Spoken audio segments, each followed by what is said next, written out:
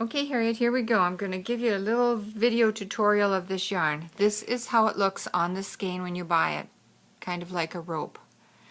And what you do to get started is you take it and you just kind of stretch it apart for a little bit ahead of you so you can see what's going on. And the little silver part on this one is really the bottom part. And now this is the part Where's the silver part? On see right here is a little silvery part on this skein. It's kind of pretty. And if you noticed up here on the other end, there's this little row, if I can get my fingernails in it, it almost looks like a little rectangle. And that's where we're going to start casting on our stitches.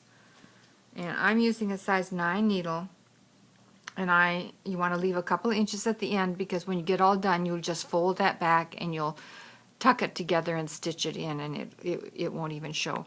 So you want to just take your needle, and through this little row of these little rectangles at the top that I talked about, you want to cast on your little stitches. So you just go through it like that, and you skip one of them, and then you poke it through the other one. And then you skip the next one, and you poke it through that one.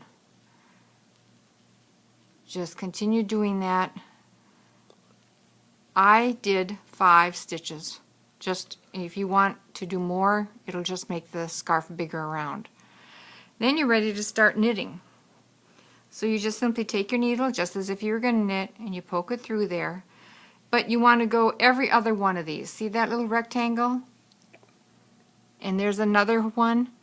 You skip one and put the other one over your needle, just as if you were to knit. Whoops!